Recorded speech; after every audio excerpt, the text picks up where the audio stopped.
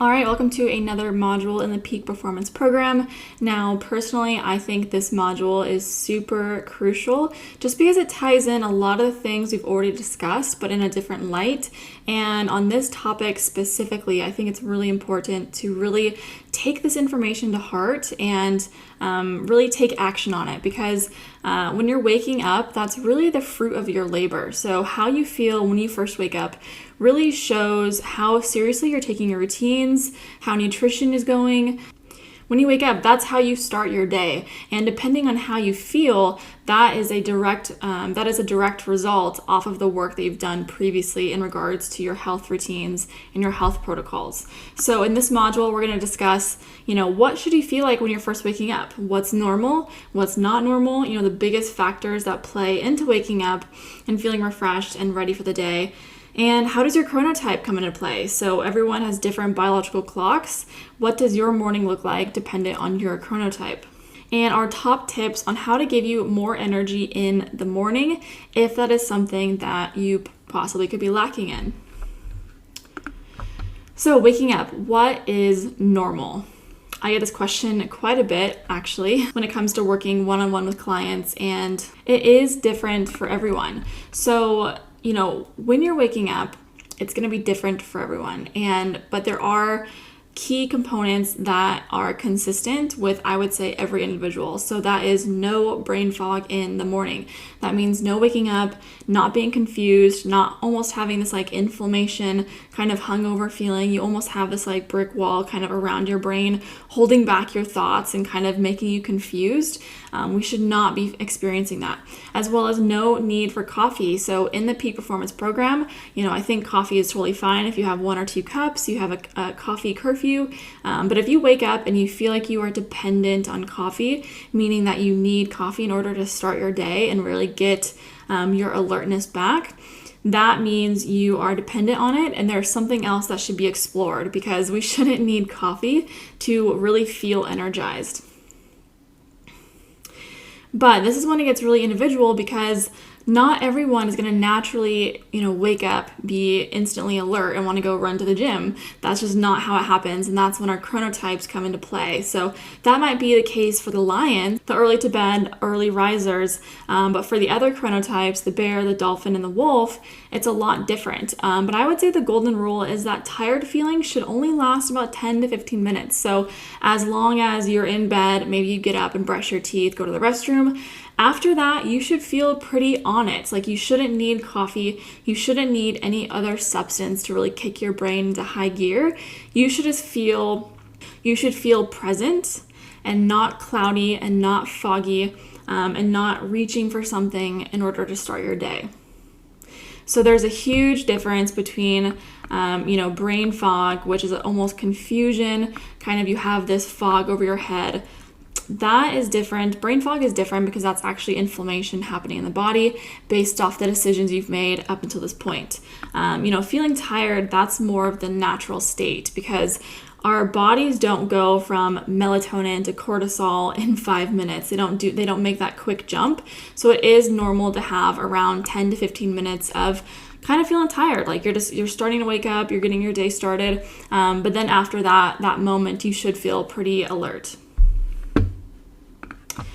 And then the factors that come into play and when you're waking up.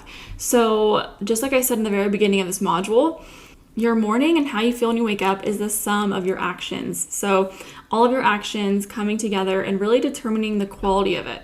So the first thing is consistency. I cannot stress this enough. I've probably said this a million times in the course. Make sure that the bedtime, the time you're going to bed and the time you're waking up is as close, as consistent as it possibly can be.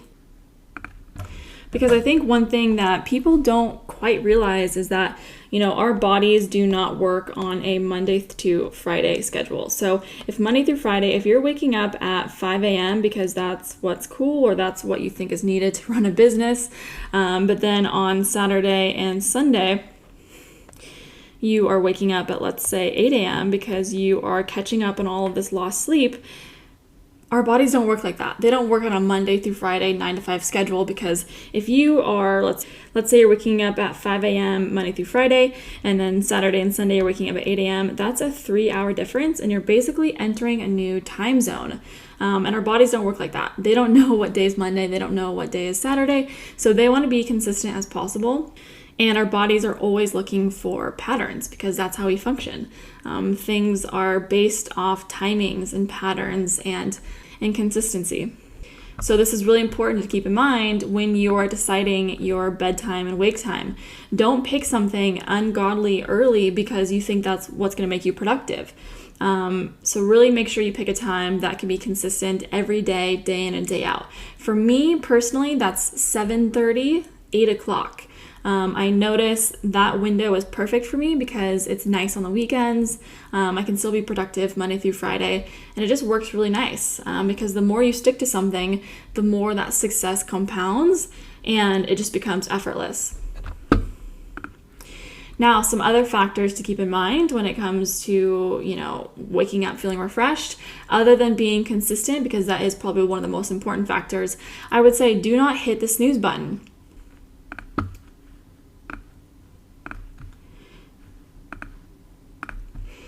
Because when we're hitting the snooze button, we're basically going from a state of melatonin to cortisol, which is the sleep and the energy hormones, I guess you can call it. And when we are waking up or hitting the snooze button, every hour, or not every hour, but every 10 minutes, we are constantly just ding, ding, ding, going from back and forth, telling our body super confusing signals. We're just going from, and we're not physically releasing melatonin and cortisol back to back to back, but you are entering another sleepy state and then coming to conscious and then going back into that sleepy state. So that's super confusing to our hypothalamus, to our bodies, to our internal clock, and it doesn't really know what to do. So instead of sending off a strong melatonin or a strong cortisol signal, it's going to be super confused, and you're going to be in this kind of muddled gray area where you're not really awake, but you're not really tired either. So making sure you're not hitting the snooze button is super critical as well, because over time, when you stop hitting the snooze button, if you wake up at 7 a.m. every day, you won't even need that alarm clock anymore, because your cortisol is firing off so strongly that you just wake up and you feel refreshed, which is the goal of this module. Now, the other one is being very strict with the light the night prior. So being on your phones, your computers, your house ceiling lights. And I've pulled up a couple studies that I want to go over in a second, but we're going to go over those in the next couple slides. And then the last point is making sure you're having a high protein breakfast. This will help you avoid that crash and spike when it comes to regulating your blood sugar. And this is super important because if you don't regulate your blood sugar first thing in the morning, you're basically going to be on this wild roller coaster ride the entire day, and you're not going to have that steady energy that we want. So if you want some breakfast ideas, definitely look towards our nutrition modules, especially in weeks 1, 2, 3, 4. We discuss all of the basics in regards to nutrition. Those are great modules to look for when it comes to looking for breakfast ideas and recipes.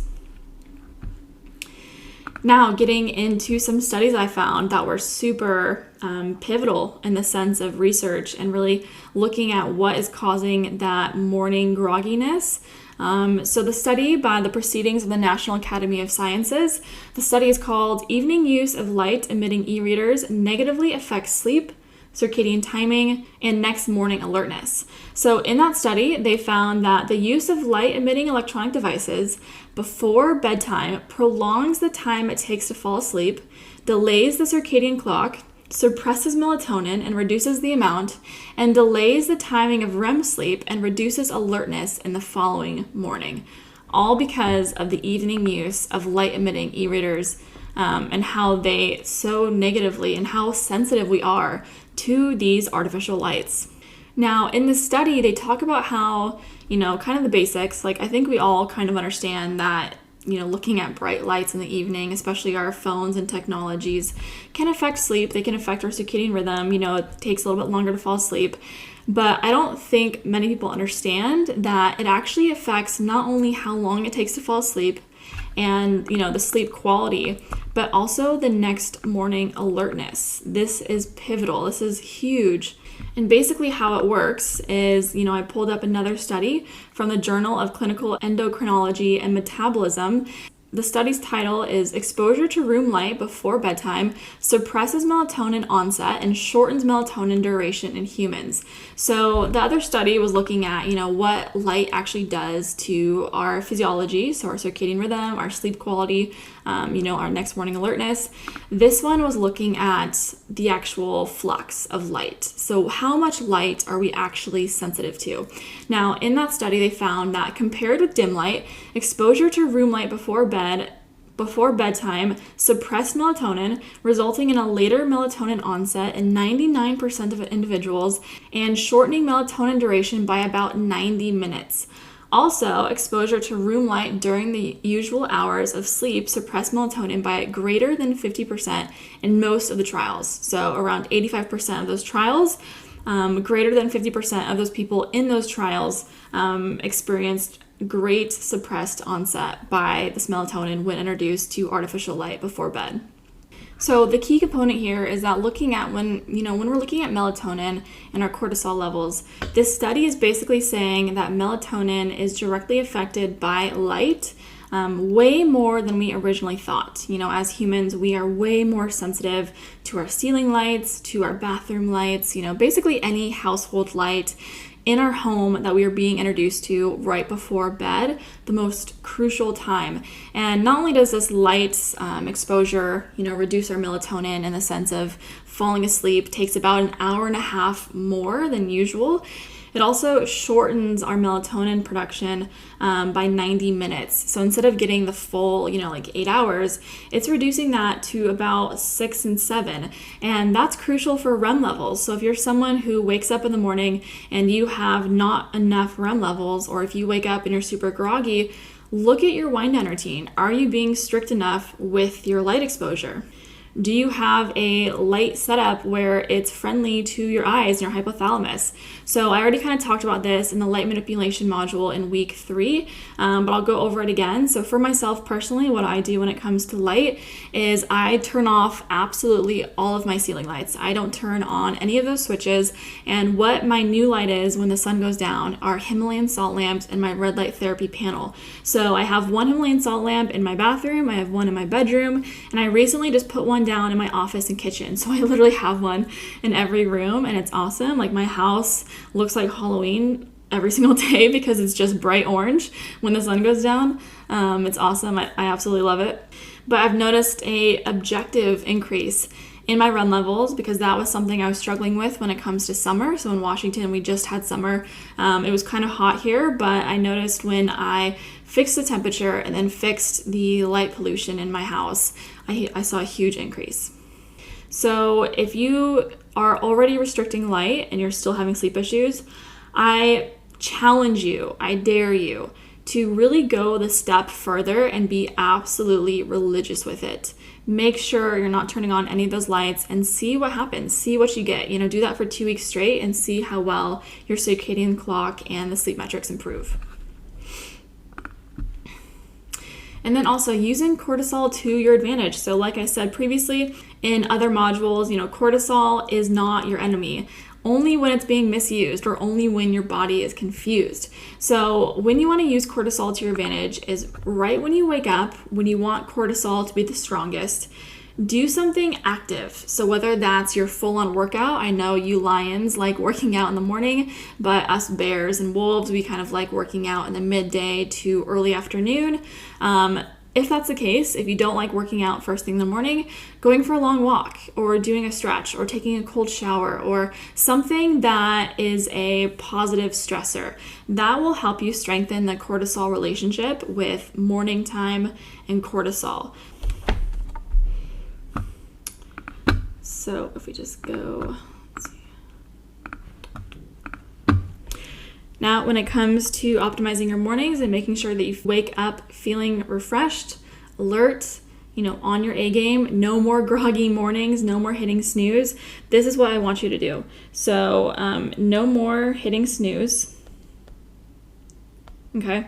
I want you to eat ample amounts of protein first thing in the morning for your breakfast. I want you to exercise first thing in the morning. Be very strict with light. I'm not kidding, guys. If this is something you've already kind of done, but you're still getting not ideal sleep metrics, look at your light pollution when the sun goes down. So that's different for everyone. It might be 6 p.m. It might be 10 p.m. depending on what season you're in and what part in the world you're in. But whenever the sun goes down, follow Mother Nature's clock, because that's what we should be doing. And I think that basically about sums it. So do these 4 things, and I guarantee you your REM, your mornings, and your overall sleep quality will greatly improve.